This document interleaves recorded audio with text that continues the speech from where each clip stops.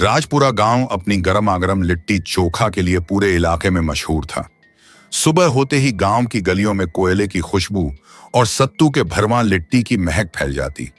कहीं बैंगन का चोखा बन रहा होता तो कहीं आलू का, लेकिन इन सब में सबसे ज्यादा नाम था रामदीन की लिट्टी चोखा के ठेले का। रामदीन रोज सुबह 4 बजे उठकर सत्तू का मसाला तैयार करता। आज भी उसने पूरे 500 लिट्टी बनाई थी। ग्राहकों की लाइन लगी हुई थी। कोई कहता, रामदीन भैया 2 प्लेट लिट्टी चोखा लगाओ, और हाँ, चोखा में घी ज्यादा डालना।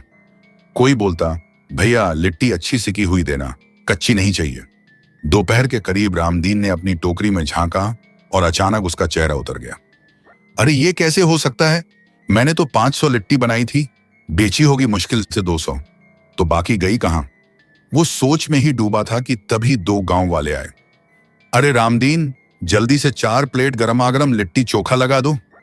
भाई माफ करना, लिट्टी खत्म हो गई। क्या अभी तो दोपहर हुई है, लिट्टी खत्म भी हो गई? मुझे भी समझ नहीं आ रहा, आप सामने वाले ठेले से ले लो। दोनों ग्राहक बड़बड़ाते हुए गोपाल के लिट्टी चोखा वाले ठेले पर पहुंचे। भैया 4 प्लेट लिट्टी चोखा। भाई आज तो मेरी भी लिट्टी खत्म हो गई। आज क्या पूरा राजपुरा खाली हो गया है? मैंने तो पूरे 600 लिट्टी बनाई थी, समझ नहीं आ रहा कैसे खत्म हो गई। इतने में रामदीन वहां आ पहुंचा। अरे गोपाल, तेरी भी लिट्टी खत्म हो गई क्या? हाँ भाई, लग रहा है आज किसी की नजर लग गई। तभी और भी लिट्टी वाले इकट्ठा हो गए।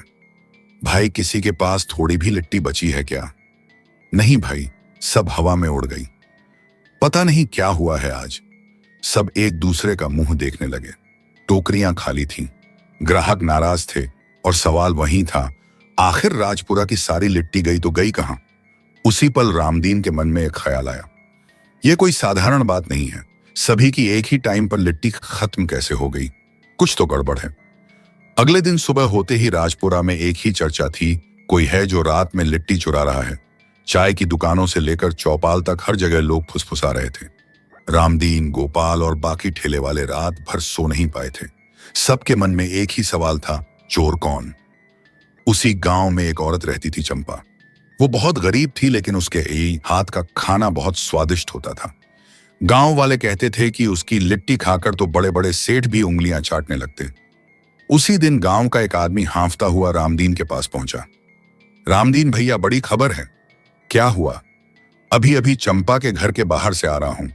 उसके घर से ढेर सारी लिट्टी चोखा की खुशबू आ रही थी। तो यही है चोरनी, चलो अभी उसके घर चलते हैं। दोनों तेजी से चंपा के घर पहुंचे। जैसे ही रामदीन ने आंगन में कदम रखा, वो रुक गया। घर के बाहर सत्तू की कई थैलियां पड़ी थीं। अरे चंपा, बाहर निकल, मुफ्त की लिट्टी खाकर कहां छुपी बैठी है? आवाज सुनते ही चंपा बाहर आ गई। उसके चेहरे पर डर था। अरे रामदीन भैया, क्या हुआ? इतना चिल्ला क्यों रहे हो? कल हमारे ठेले से लिट्टी चुराकर यहां बैठकर खा रही थी और ऊपर से पूछती है क्यों चिल्ला रहे हो? चंपा हैरान हो गई। अरे भैया, तुम गलत समझ रहे हो, मैंने तुम्हारी लिट्टी नहीं चुराई। रामदीन ने जमीन पर पड़ी थैलियों की ओर इशारा किया। तो ये सब कहां से आई? ये तो मैंने खुद बनाई है। मैं भी लिट्टी चोखा बेचना चाहती थी, लेकिन क्या? चंपा की आंखों में आंसू आ गए। लेकिन गांव के लोगों ने मुझे ठेला लगाने नहीं दिया। कहा कि औरत होकर ठेला लगाएगी तो गांव की इज्जत जाएगी। तभी बाकी ठेले वाले भी वहां पहुंच गए। गोपाल ने थैलियां ध्यान से देखी और बोला, रामदीन, लगता है यह सच बोल रही है। और सोचो, एक औरत अकेले हम सबकी लिट्टी कैसे चुरा सकती है? तो फिर चोर कौन है? सब एक दूसरे का चेहरा देखने लगे।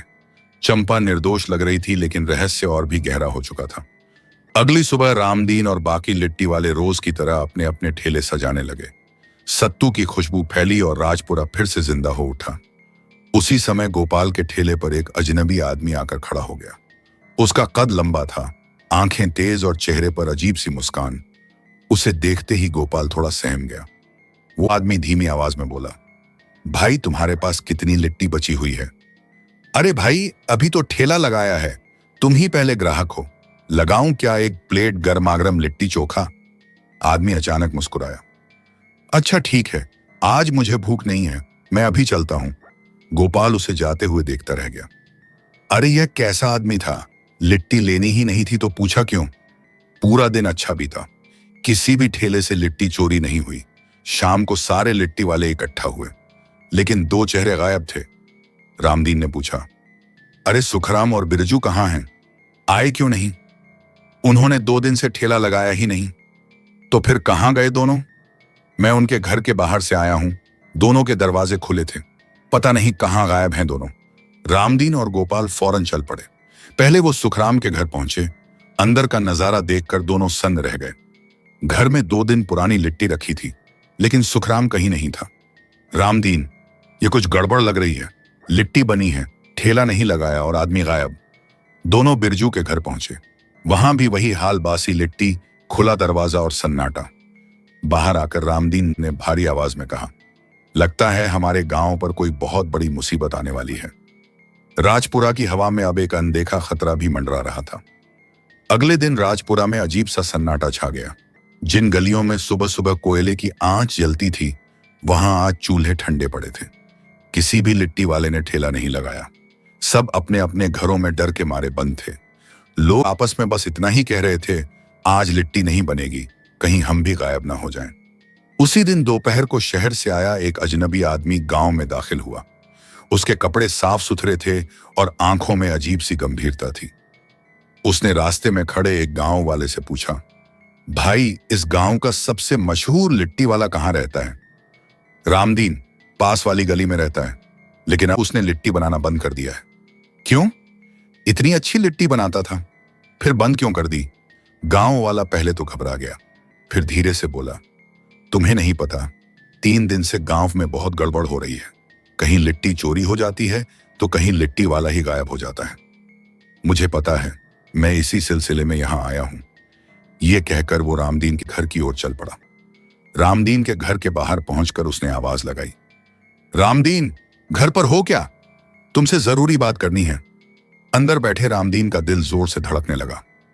यह कौन है और मुझे क्यों ढूंढ रहा है? डरते डरते वो बाहर आया। अजनबी ने उसे देखते ही कहा, अरे रामदीन, तुम तो इतनी बढ़िया लिट्टी चोखा बनाते हो, फिर बनाना बंद क्यों कर दिया? भाई, क्या बताऊं, हमारे गांव पर बहुत बड़ी मुसीबत आ चुकी है। लिट्टी वाले गायब हो रहे हैं, है ना? रामदीन सन्न रह गया। तुम्हें यह सब कैसे पता? तुम हो कौन? मैं शहर से आया हूं और मैं इन्हीं घटनाओं की जांच कर रहा हूं। मुझे एक राज पता चला है। कैसा राज? यह सब चंपा कर रही है। चंपा? वो गरीब औरत? पर उसने तो कहा था कि उसने कुछ नहीं किया। वो झूठ बोल रही है। उसे गांव वालों से बदला लेना है क्योंकि तुम लोगों ने उसे ठेला लगाने नहीं दिया। रामदीन को कुछ अजीब लगा। पर भाई, एक औरत इतने सारे लोगों को कैसे गायब कर सकती है? अजनबी के चेहरे पर एक डरावनी हंसी फैल गई। वो साधारण औरत नहीं है, उसने काला जादू सीखा है। तभी पीछे से एक आवाज आई, झूठ, सरासर झूठ। रामदीन ने पीछे मुड़कर देखा। चंपा खड़ी थी, उसके चेहरे पर गुस्सा था। रामदीन भैया, यह आदमी झूठा है। यही वो अजनबी है जो पिछले कुछ दिनों से गांव में घूम रहा है। मैंने इसे रात में सुखराम और बिरजू के घर जाते देखा था।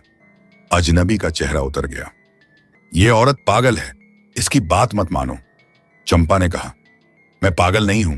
तुम वही हो ना जो 10 साल पहले इस गांव में रहता था? तुम्हारा नाम है कालीचरण। यह सुनते ही रामदीन चौंक गया। कालीचरण? वही जो गांव का पहला लिट्टी वाला था? चंपा ने सिर हिलाया। हां भैया, यही वो कालीचरण है जिसे गांव वालों ने मिलावट करने के जुर्म में निकाल दिया था। कालीचरण का चेहरा तमतमा उठा। हां, मैं ही कालीचरण हूं। तुम लोगों ने मुझे बेइज्जत करके निकाल दिया था। अब मैं बदला ले रहा हूं। तो सुखराम और बिरजू कहां हैं? वो सब सुरक्षित हैं। मैंने उन्हें बस डराकर भगा दिया था। वो पड़ोसी गांव में छुपे बैठे हैं। तभी गोपाल और बाकी गांव वाले भी वहां पहुंच गए। मुखिया ने कहा, कालीचरण, तुमने गलती की, तुम्हें सजा मिलेगी। कालीचरण हंसा। मुझे क्या सजा दोगे? मैंने तो किसी को मारा नहीं। तभी चंपा आगे आई। मुखिया जी, मेरी एक गुजारिश है। बोलो चंपा। इस कालीचरण को माफ कर दो और मुझे भी गांव में लिट्टी का ठेला लगाने दो। सब चुप हो गए। चंपा ने कहा, देखिए, कालीचरण ने गलती की क्योंकि उसके साथ भी गलत हुआ था और मेरे साथ भी गलत हो रहा है। अगर औरतों को भी मौका मिले तो वो भी अच्छा काम कर सकती हैं। मुखिया ने सोचा और फिर बोले, ठीक है चंपा, तुम कल से ठेला लगा सकती हो। और कालीचरण, तुम भी वापस आ सकते हो, पर इस बार ईमानदारी से काम करना। कालीचरण की आंखों में आंसू आ गए। मुझे माफ कर दो, मैं गलत था। अगले दिन राजपुरा की गलियां फिर से गुलजार हो गईं। रामदीन, गोपाल, चंपा और कालीचरण सब ने अपने अपने ठेले लगाए। सुखराम और बिरजू भी वापस आ गए। चंपा की लिट्टी चोखा सबसे ज्यादा बिकी। लोग कहने लगे, भाई, औरत के हाथ का खाना तो कमाल का होता है। रामदीन ने चंपा से कहा, बहन, तुमने आज साबित कर दिया कि हुनर का कोई जेंडर नहीं होता। चंपा मुस्कुराई, भैया, बस सबको मौका मिलना चाहिए। उस दिन के बाद राजपुरा में कोई भेदभाव नहीं रहा। औरतें भी ठेले लगाने लगी। गांव और भी खुशहाल हो गया। और कालीचरण, उसने सबसे माफी मांगी और ईमानदारी से अपना ठेला चलाने लगा। राजपुरा की गलियों में अब सिर्फ लिट्टी चोखा की खुशबू नहीं, बल्कि प्यार और भाईचारे की महक भी फैलने लगी। सीख, गलतियां सबसे होती हैं, मां पथ आती हैं, पर माफी मांगना और माफ करना बड़प्पन है। और हुनर का कोई जेंडर नहीं होता, मौका मिले तो हर कोई कामयाब हो सकता है।